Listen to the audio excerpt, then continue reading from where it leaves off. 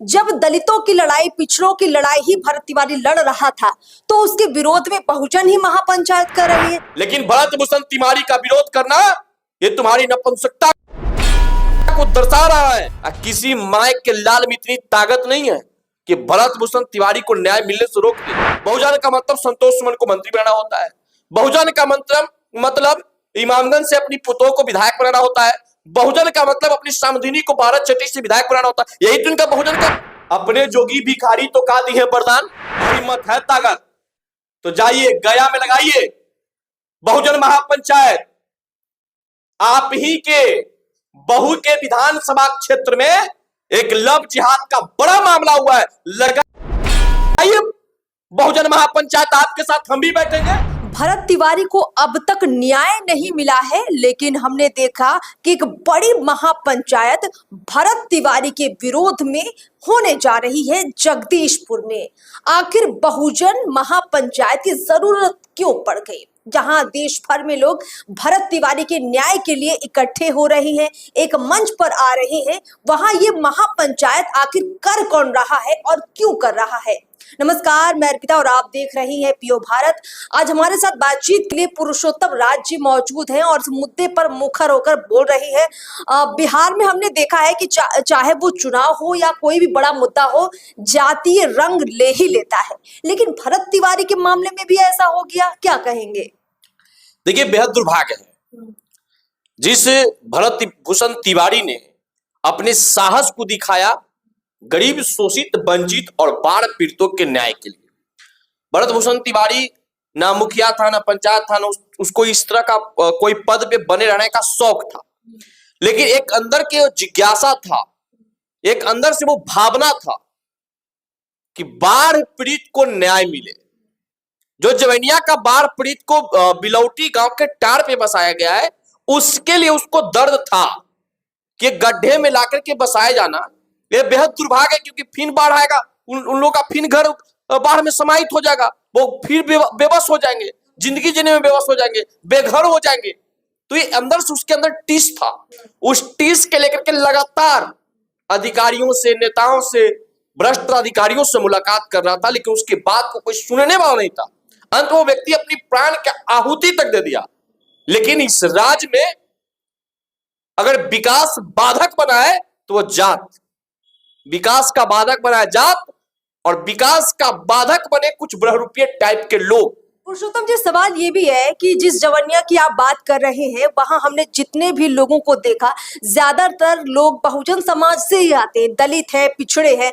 जब दलितों की लड़ाई, पिछड़ों की लड़ाई ही भरत तिवारी लड़ रहा था, तो उसके विरोध में बहुजन ही महापंचायत कर रहे हैं। कह रही है कुछ लोग कि ये सम्राट चौधरी का समर्थन है, कह रही है कि भरत तिवारी सही नहीं था, गलत कर रहा था। कुल मिलाकर भरत तिवारी तिवारी था, ब्राह्मण था, तो अब इसके लिए लड़ाई अलग होगी। अब देखिए, सुभाष चंद्र बोस तो देश की आजादी की लड़ाई लड़ रहे थे, वो तो अंग्रेजों के खिलाफ उनकी लड़ाई जारी था। अब उनके जात लोग खोज करके उनको टीका टिप्पणी करेंगे तो बेहद दुर्भाग्य है। ठीक है, वो ब्राह्मण लड़का था, तो क्या है उसको ब्राह्मण होना अपराध है? क्या एक ब्राह्मण पिछड़ा, शोषित, वंचित की लड़ाई नहीं लड़ सकता है? हमेशा सवर्ण समाज, मैं अपने समाज पे इसीलिए गर्व करता हूं कि हमेशा सवर्ण समाज हर एक दूसरे समाज के हक अधिकार के लिए, हर एक दूसरे समाज के रक्षा के लिए आगे रहता है। चाहे डॉक्टर श्री कृष्ण जी को देखा जाए या जितने भी सवर्ण समाज के नेता या मुख्यमंत्री उनको देखा जाए, और भरत भूषण तिवारी को देखा जाए। लेकिन दुर्भाग्य है, महापंचायत करने वाले बहुरूपीय लोग, ये दुर्भाग्य है अगर ये महापंचायत उसी बिलौटी गांव में भरत भूषण तिवारी के विरोध में नहीं बल्कि बाढ़ पीड़ितों के न्याय के लिए लगा देते तो सदियों सदियों तक तुम्हें लोग याद रखते। लेकिन भरत भूषण तिवारी का विरोध करना ये तुम्हारी नपुंसकता को दर्शा रहा है। किसी माय के लाल में इतनी ताकत नहीं है कि भरत भूषण तिवारी को न्याय मिलने से रोक दे। भरत भूषण तिवारी के साथ हर जात वर्ग के लोग, जो जनरल व्यक्ति हैं, जो आम आदमी हैं, हर एक आम आदमी के अंदर से एक टीस उठ रहा है कि आखिर भरत भूषण तिवारी को जाने के बाद मेरा न्याय की आवाज उठाएगा कौन? हर एक व्यक्ति के अंदर टीस है।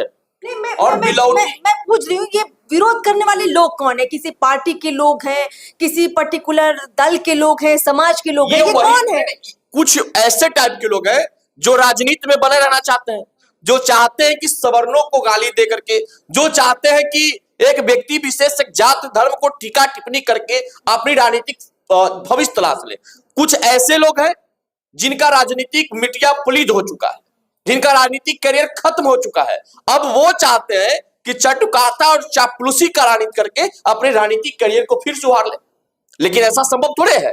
जो लोग ये लिख के बोल रहे हैं कि सम्राट चौधरी जी के समर्थन में और भरत भूषण तिवारी के विरोध में यह महापंचायत बुलाया गया है, तो याद रखिएगा, आप सम्राट चौधरी जी को तो बचाने का नहीं, बल्कि आप सम्राट चौधरी जी के राजनीतिक भविष्य के खतरा आप बन रहे हैं। इससे पहले भी कई मुख्यमंत्री हुए हैं। नीतीश कुमार जी मुख्यमंत्री थे, उससे पहले लालू यादव जी मुख्यमंत्री थे, नीतीश और लालू जी के बीच में जीताराम मांझी जी भी मुख्यमंत्री रहे। हमेशा घटना जब घटित होता है तो सत्ता से सवाल पूछा जाता है, और सत्ता के कुर्सी पे कौन मुख्यमंत्री है, वो किस जाति का, उससे कोई मतलब नहीं है। सवाल तो मुख्यमंत्री से पूछा जाएगा, सवाल तो सत्ताधारियों से पूछा जाएगा। लेकिन ये पहली दफा ऐसी हो रहा है कि जब सवाल सत्ताधारियों से पूछा गया तो उनके जात के लोग प्रोटेक्शन देने पर आतुर हो गए। सम्राट चौधरी जी, तय आपको करना है। मैं तो धन्यवाद देता हूं सारण के प्रशासन को। किसी को भी इस प्रकार का इजाजत नहीं होना चाहिए कि सत्ता के कुर्सी पे शीर्ष नेतृत्व बैठा हुआ, शीर्ष कुर्सी पर कोई भी पदाधिकारी बैठा हुआ है, चाहे वो जाति धर्म किसी जाति किसी धर्म से आता हो, राज्य के मुखिया को या देश के मुखिया को भद्दी भद्दी टीका टिप्पणी नहीं करना चाहिए। मुझे लगता है कि अगर इस मामले में जो भी आरोपित पुलिसकर्मी है, अगर उनकी गिरफ्तारियां समय से हो जाती, समय पर केस दर्ज हो जाता हत्या का, तो शायद सम्राट चौधरी का विरोध होता ही नहीं। अभी तक भी सम्राट चौधरी जी का विरोध हो नहीं रहा है, उनसे सवाल पूछा जा रहा है। विरोध तो वहां के प्रशासन का हो रहा है। एक भी व्यक्ति सम्राट चौधरी जी को गाली क्यों देगा?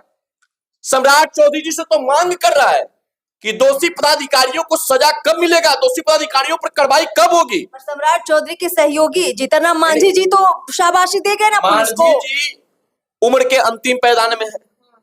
नीतीश कुमार जी पर ये कहते थे कि उम्र का असर है, इनके ऊपर भी उम्र का असर है। ये एक नारा दे रहे हैं कि देश की जनता करे पुकार, बहुजन एकता आपकी बार। तो बहुजन एकता करने से आपको रोका किसने? मांझी जी। और आप और नागमणि जी तो समर्थवान व्यक्ति हैं, आप दोनों के पास दिक्कत क्या चीज का है? आप बहुजन एकता कर लीजिए, ये समय मिले तो वहां से लौटते वक्त बिलौटी के जाकर के बार प्रीतों से आप मिल लीजिए। वो वक्त मिलेगा उनको, जाकर के मिलिए और 5-5 लाख रुपया का चेक उन तमाम गरीबों को के लिए काट दीजिए जो अपने पक्का का मकान बना करके अपनी जिंदगी को सही ढंग से जी ले। अगर ये नहीं आप कर पा रहे हैं तो ये बरहरुपिया महापंचायत मत करिए। बहुजन महापंचायत का अर्थ क्या होता है? बहुजन का अर्थ क्या होता है? मांझी जी आपने तो परिभाषित किया है। बहुजन का मतलब संतोष सुमन को मंत्री बनाना होता है। बहुजन का मतलब इमामगंज से अपनी पुतों को विधायक बनाना होता है। बहुजन का मतलब अपनी सामधिनी को भारत चट्टी से विधायक बनाना होता है। यही तो इनका बहुजन का मतलब होता है, यही तो इनका बहुजन का परिभाषा है। नागमणि जी क्या है? नागमणि मंत्री बनेंगे, नागमणि सांसद बनेंगे, नहीं होगा तो उनकी पत्नी बनेगी। ये किसने बहुजनों के बारे में सोचे? कितने गरीब बहुजनों के बारे में सोचे? आप दोनों समर्थवान व्यक्ति हैं, जाइए, वो भी बहुजन समाज के। हम नहीं कहते कि आप जाकर के भरत भूषण तिवारी के परिवार से मिलिए, आप मत मिलिए। उस परिवार के साथ देश के कोने कोने से लोग खड़ा है, लेकिन आप जिसके लिए राजनीति करते हैं, जिसके नाम पे अपने चेहरा चमकाते हैं, कम से कम उनसे जाके तो मिलिए, उनका हक अधिकार तो आप दिलवाइए।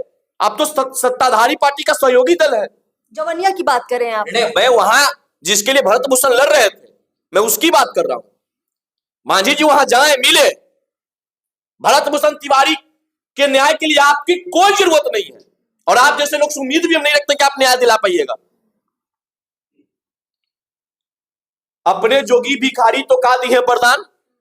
मांझी जी, आपकी राजनीतिक हैसियत, आपका राजनीतिक वजूद कहां पर टिका हुआ है वो आप भी जानते हैं।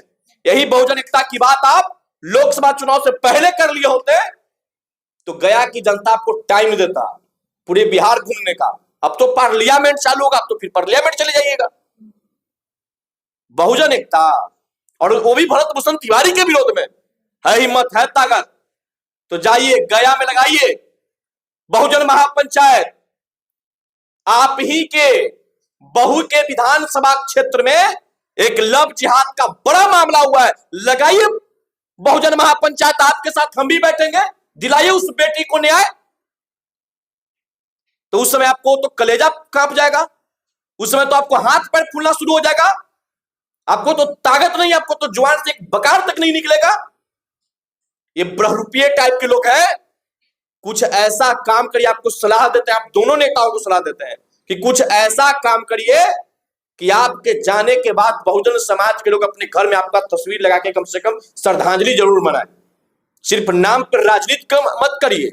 और भरत भूषण तिवारी को न्याय मिलेगा, न्याय चाहे जैसे भी हो, उस परिवार को न्याय मिलना चाहिए। और उस व्यक्ति के लिए हर एक जात, हर एक वर्ग के लोग खड़ा है। वो क्योंकि वो लड़का न अपने परिवार, न अपने जात, न अपने धर्म के लिए लड़ा था। वो लड़का बाढ़ पीड़ितों की लड़ाई लड़ रहा था। वो बाढ़ पीड़ित, शोषित, वंचित समाज से भी थे, अति पिछड़ा समाज से भी थे। हर समाज का लड़ाई वो लड़का लड़ा है। आज इसके लिए जितने भी आम लोग हैं जो राजनीति से मतलब नहीं रखते, जो राजनीति से ताल्लुकात नहीं रखते, वो आज भरत भूषण तिवारी के साथ खड़ा है।